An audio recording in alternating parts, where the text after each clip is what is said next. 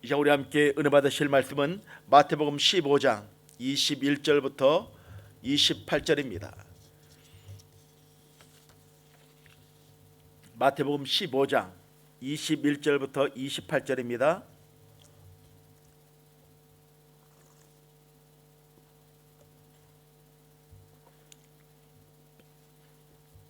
우리 한 목소리로 말씀을 합독하도록 하겠습니다. 예수께서 거기서 나가사 두로와 시돈 지방으로 돌아가시니 그 지경에 나와서 소리질러 이르되 주 다윗의 자손이여 나를 불쌍히 여기소서 내 딸의 흉악하게 귀신 들렸나이다 하되 예수는 한 말씀도 대답하지 아니하시니 제자들이 와서 청하여 말하되 그 여자가 우리 뒤에서 소리를 질러오니 그를 보내소서. 예수께서 대답하여 이르시되 나는 이스라엘 집의 잃어버린 양 외에는 다른 데로 보내심을 받지 아니하였노라 하시니 여자가 와서 예수께 절하며 이르되 주여 저를 도우소서. 대답하여 이르시되 자녀의 떡을 취하여 개들에게 던짐이 마땅하지 아니하니라. 여자가 이르되 주여 올소이다마는 개들도 제 주인의 상에서 떨어지는 부스러기를 먹나이다 하니 이에 예수께서 대답하여 이르시되 여자여 내 믿음이 크도다 내 소원대로 되리라 하시니 그때부터 그의 딸이 나으니라. 많은 사람들을 고치시다. 아멘. 아멘. 오늘 저는 내 소원대로 되리라는 제목으로 함께 말씀을 좀 나누기를 원합니다. 사람마다 소원이 있을 것입니다. 원하는 소원을 이루는 사람을 보고 우리는 행복한 사람이라고 이야기합니다. 그리고 소원을 이루지 못한 사람을 말할 때 우리는 불행하다라고 생각을 합니다. 오늘 읽은 본문 말씀 가운데 간절한 소원을 가진 한 여인에 대한 이야기가 나옵니다. 이 여인은 간절한 소원을 가지고 예수께 나왔습니다. 결과적으로 이 여인은 소원을 이루었고 그 응답을 받은 말씀이 오늘 본문의 내용일 것입니다. 이 여인의 소원은 무엇입니까? 흉악하게 귀신 들려 고생하는 딸을 고쳐달라는 것입니다. 자녀가 병들어 고생하는 모습을 바라보는 부모의 심정을 겪어보지 않은 사람이라면 아마 잘 이해하지 못할지도 모르겠습니다. 아니 부모라고 이야기하는 분들은 아마 자녀가 병들어서 아파하는 그 모습을 바라보면 아마 이런 고백을 할 것입니다. 하나님, 숫지에 저를 데려가시고 나의 자녀를 고쳐달라고 하는 것이 부모의 심정일 것입니다. 성경에는 이런 예가 여러 번 나오는데 마태복음 17장에 보면 귀신 들려 간질병으로 심히 고생하며 때로는 불에도 넘어지고 때로는 물에도 넘어지는 아들을 둔 아버지가 예수님의 제자들에게 찾아와서 그 병을 고쳐달라고 애원을 합니다. 그러나 제자들이 고치지 못하자 마침 변화산에서 내려오시는 예수님을 보고 아이의 아버지는 예수 앞에 무릎을 꿇고 엎드려 애원을 합니다. 주여 내 아들을 불쌍히 여기소서 하였고 또한 간청하였고 예수께서 친히 고쳐주신 말씀이 기록되어 있습니다. 후에 제자들은 조용히 예수께 이렇게 물어봤습니다. 우리는 어찌하여 고치지 못하였습니까? 그러나 예수께서 마태복음 17장 20절에 너희 믿음이 작은 까닭이니라. 진실로 너에게 이르노니 만일 너에게 믿음이 겨자씨 한 알만큼만 있어도 이 산을 명하여 여기서 저기로 옮겨지리라 하면 옮겨질 것이요 또 너희가 못할 것이 없느니라 말씀하여 주십니다. 오늘 본문의 가나안 여인은 흉악한 귀신 들린 자신의 딸이 깨끗하여 지기를 소원하여 주고 있습니다. 이 여인은 소원을 이루기 위하여 온갖 모든 노력을 다 해봤을 것입니다. 그러나 그가 동원했던 그 모든 방법으로는 다 실패였습니다. 그러던 중 한 가닥의 희망, 예수님께 나아가면 병을 고칠 수 있다는 소문을 듣게 됩니다. 이런 소문을 들었을 때 이 여인에게는 믿음이 생겼습니다. 소원이 생겼습니다. 로마서 10장 17절에 보면 믿음은 들음에 선하며 들음은 그리스도의 말씀으로 말미암는다고 말씀합니다. 이 여인은 예수에 대한 소문을 듣고 예수님께 나아가면 자신의 딸을 살릴 수 있다는 확신의 믿음이 그에게 생겼던 것입니다. 이 여인은 소원을 이루기 위하여 예수께 나와 문제를 제시하였습니다. 22절에 가난한 여자 하나가 그 지경에 나와서 소리질러 이르되 주 다윗의 자손이여 나를 불쌍히 여기소서 내 딸이 흉악하게 귀신 들렸나이다라고 고백합니다. 한번 22절 다시 한번 볼까요? 가난한 여자 하나가 그 지경에 나와서 소리질러 이르되, 그냥 점잖게 나를 좀 고쳐주십시오, 나의 딸을 좀 고쳐달라고 이야기하는 것이 아닙니다. 그 지경에 나와서 소리질러 이르되 주 다윗의 자손이여 나를 좀 불쌍히 여겨주십시오, 내 딸이 흉악한 귀신에 들렸다고 부르짖고 있습니다. 간절한 심령으로 심장이 터지는 고백을 예수께 드리고 있습니다. 예수님, 주님, 내 딸이, 내 사랑하는 딸이, 눈에 넣어도 아프지 않은 나의 딸이 지금 귀신에 들려 죽어가고 있습니다. 다른 방법을 노력했지만 희망이 없고 도저히 불가능합니다. 오직 주님만이 하실 수 있습니다. 나의 딸을 좀 고쳐주십시오라며 목 놓아 부르짖고 있는 그 부모의 심정.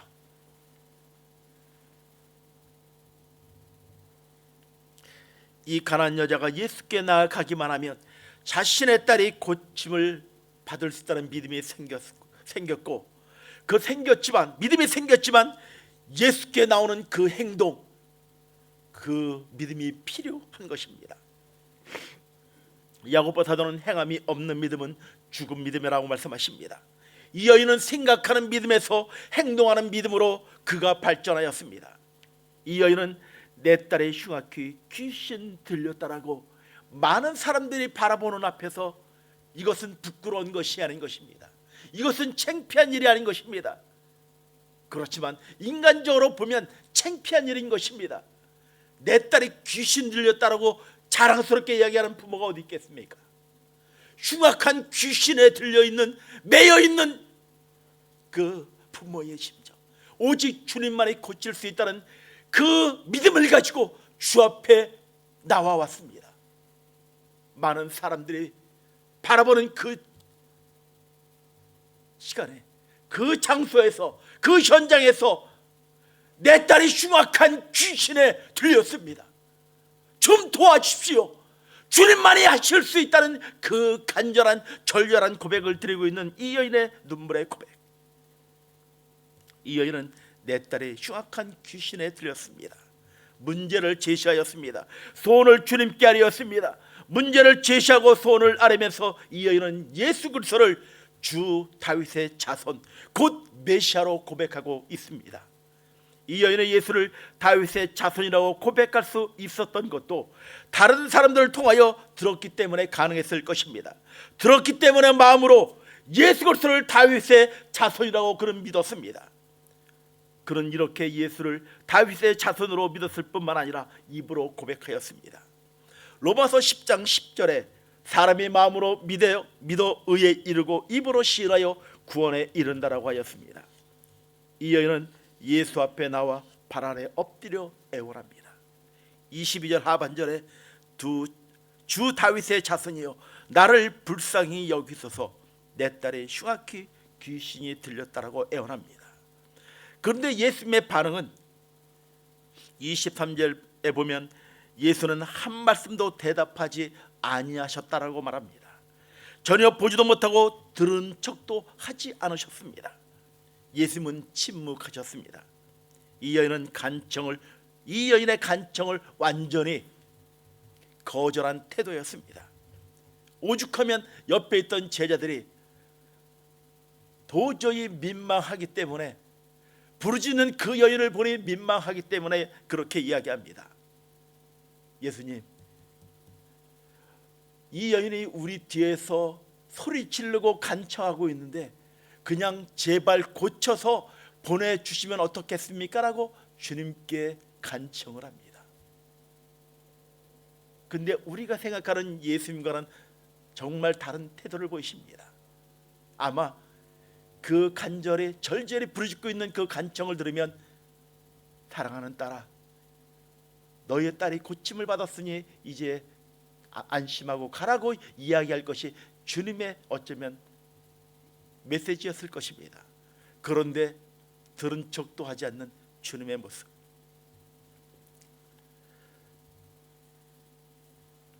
예수님은 이 여인의 애원하는 소리를 들으시고도 엎드려 애원하는 모습을 보시고도 하시는 말씀이, 나는 이스라엘 집의 잃어버린 양 외에는 다른 데로 보내심을 받지 않았다라고 말씀하십니다. 즉 내 책임이 아니라고 그렇게 말씀하십니다. 이 여인은 하나님의 택한 백성도 아니고 가나안 사람 곧 이방인이므로 나와는 상관없는 사람이라고 말씀하고 있는 것입니다. 그렇지만 이 여인은 주님, 나를 좀 도와달라고 간청을 합니다. 예수님은 이 여인의 애원에 처음에는 침묵하시고 다음에는 정중하게 거절하셨으나 이 여인은 포기하지 않았습니다. 오히려 이 여인은 예수 앞에 더 가까이 나와 예수께 절하며 주여 나를 도와주소서라고 소리 질렀다는 것입니다. 한 번만 지른 것이 아니라 계속하여 소리를 지르는 것입니다. 거절하였으나 계속하여 도와달라고 간청하였습니다. 거절하였음에도 불구하고 계속 예수를 주님으로 고백하며 주여 나를 좀 도와주십시오라고 간청하고 애원하고 있습니다. 그러자 예수님은 끈질기게 애원하는 이 여인을 향하여 좀 더 심하게, 우리가 좀 심하다 생각될 정도의 말씀을 하십니다. 26절 하반절에 자녀의 떡을 취하여 개들에게 던짐이 마땅치 않다라고 말씀하십니다. 여기서 자녀란 이스라엘 백성을 말하고 개는 이방인을 말합니다. 예수님 당시에도 이스라엘 백성은 이방인들을 개로 취급하였습니다. 이스라엘 백성은 이방인을 경멸을 하는 뜻에서 이방인을 개라고 말을 하곤 하였습니다. 첫 번째는 양으로 표현하며 거절하였습니다. 두 번째는 개로 표현하며 모욕감을 느낄 정도로 말씀을 하십니다. 하나님의 자녀인 이스라엘 백성이 먹어야 할 양식의 떡을 개와 같은 이방인에게 던져주는 것이 마땅하지 않다라고 주님이 말씀하십니다. 이 여인은 인간 취급을 받지 못했습니다. 개 취급을 받았습니다. 멸시를 받았습니다. 그러나 이 여인은 여기서 좌절하지 않았습니다. 낙심하지 않았습니다. 포기하지 않았습니다. 그 여인의 고백을 들어보시기 바랍니다. 주님, 올소이다마는 개들도 제 주인의 상에서 떨어지는 부스러기를 먹나이다. 주님, 맞습니다. 저는 개 같은 존재이지만 개들도 주인의 상에서 떨어지는 부스러기라도 먹습니다. 그 부스러기도 떨어질 수 있는 그것만, 그 은혜만이라도 나에게 허락해달라고 자신의 자존심과 그 모든 것들을 내려놓고 간청하고 있는 그 여인의 눈물의 고백을 들어보시기 바랍니다. 이 여인은 개처럼 멸치를 받았지만 그럼에도 불구하고 겸손한 모습으로 주님께 간청하고 있는 그 눈물의 고백. 이 여인은 자녀의 떡을 취하여 개들에게 던지는 것이 마땅하지 않다고 하시는 주님의 말씀에 동의합니다. 이 얼마나 겸손한 태도입니까? 예수는 바로 이 여인에게서 이러한 겸손의 믿음을 보셨습니다. 예수는 더 이상 이 여인을 괴롭히거나 이 여인의 믿음을 테스트할 필요가 없었습니다. 예수께서 이 여인을 향하여 여자야, 내 믿음이 크도다 칭찬하셨습니다. 예수는 가나안 여인을 향하여 여자여, 내 믿음이 크다고 칭찬하심과 함께 내 소원대로 되리라 말씀하십니다. 그랬더니 그 시부터 그의 딸이 낳았다는 것입니다. 이 여인의 소원이 성취되었습니다. 예수께서 이 여인의 부르짖는 애원에 대하여 침묵하시고 냉정한 말로 그 소원을 거절하시고 이방 여자인 자신을 개로 취급하고 무시하였으나 마침내 예수님은 이 여인의 믿음이 크다고 칭찬하심과 함께 그 소원을 들어주셨다는 것입니다. 사랑하는 성도 여러분, 오늘 본문을 통하여 우리에게 말씀하시는 것이 무엇입니까? 어쩌면 우리의 절박한 눈물의 고백을 하나님이 외면하는 것 같은 그 느낌이 들 때도 있을 것입니다. 어쩌면 하나님이 나의 삶 가운데 떠났다라고 생각할 수 있는 그 시간이 될지도 모르겠습니다. 오늘 이 가나안 여인처럼 주님만의 나의 삶의 그 소원을 들으실, 그리고 응답하실 주님을 우리가 고백하며 나아가는 삶이 필요한 것입니다. 이 여인은 예수에 대한 소문을 들었을 때 문제를 가지고 예수께 나아가며 딸을 고쳐줄 거라는 믿음을 가지고 주님께 나왔습니다. 문제가 있을 때 그 문제를 가지고 주님께 나오는 행동적인 믿음이 우리 삶 가운데 필요한 것입니다. 오직 주님만이 나의 모든 문제를 해결하실 수 있다는 그 고백의 눈물이 우리에게 필요한 것입니다. 주님께서 침묵하시고 냉담하실 때에도 주님께 더 가까이 나와 간청하는 믿음을 우리는 배워야 할 것입니다. 주님께서 경멸하시는 태도로 대하실 때에도 자신의 약한 것을 깨달으며 구하는 겸손한 믿음이 우리에게는 필요한 것입니다. 그리고 이 여인에게서 시종일관 예수를 향하여 주여 주여 하는 고백하는 변치 않는 믿음을 우리는 배워야 할 것입니다. 뿐만 아니라 이 여인의 이러한 믿음을 보시고 끝내 칭찬하시고 그 소원을 이루어주시는 주님의 놀라운 사랑을 우리가 깨달아야 할 것입니다. 하나님은 우리가 부르짖을 때 응답하여 주십니다. 반드시 그 소원을 들어주십니다. 더 좋은 곳으로 우리에게 이루어 주신다는 것입니다. 많은 분들이 저에게 카톡으로 기도 제목을 요청하십니다. 한 치과 의사 선생님이 계셨습니다. 그런데 그분이 이름이 축구 선수인 이강인이랑 똑같아요. 이강인 집사예요. 지금 암으로 투병 중에 계십니다. 그런데 항암 치료를 10번 이상을 하셨는데 먹지를 못하세요. 물도 제대로 못 넘길 정도의 그런 어려움 가운데 있어요.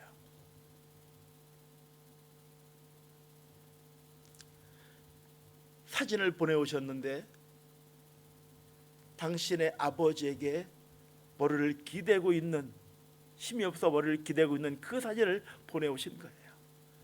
그리고 목사님 기도해 주세요 하는 그 기도 제목을 올리더라고요. 기도하지 않겠습니까? 하나님, 다시 한번 사명의 자리 가운데서 쓰임받도록 하나님 제발 고쳐주십시오. 이 가나안 여인처럼 그렇게 부르짖을 수밖에 없습니다. 왜 그러냐면 우리의 모든 형편과 처지를 아시는 그분, 치료하시며 역사하실 분은 오직 주님밖에 없기에 부르짖고 간구하는 것입니다.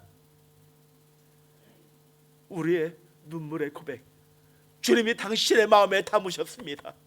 사랑하는 나의 딸아, 사랑하는 나의 아들아, 걱정하지 말라고. 믿음으로 반응하는 우리의 눈물의 고백 가운데, 반응하며 주님께 나아가는 그 눈물의 고백 가운데 하나님이 일하시며 역사하여 주실 것입니다. 세상 사람들은 불가능하다고 이야기합니다. 포기하라고 이야기합니다. 아니요, 주님께서 우리 삶 가운데 일하시며 역사하시는 놀라운 축복이, 은혜의 축복이 우리에게 있습니다. 주님은 우리에게 말씀하십니다. 부르짖으라 말씀하십니다. 구하라 말씀하십니다. 찾으라 말씀하십니다. 오늘 우리의 기도 가운데 하나님의 놀라운 역사들이 일어날 것입니다. 모든 문제는 떠나갈 것입니다. 성령의 놀라운 역사들이 일어나게 될 것입니다. 그분을 신뢰하며 나아갑시다. 나의 짧은 생각으로 판단과 평가하지 않길 바랍니다. 어쩌면 사람들이 이야기할 때 미쳤다라고 이야기할지 모르겠습니다. 나는 미쳤습니다. 예수에 미쳤습니다. 그것은 온전히 미친 것입니다.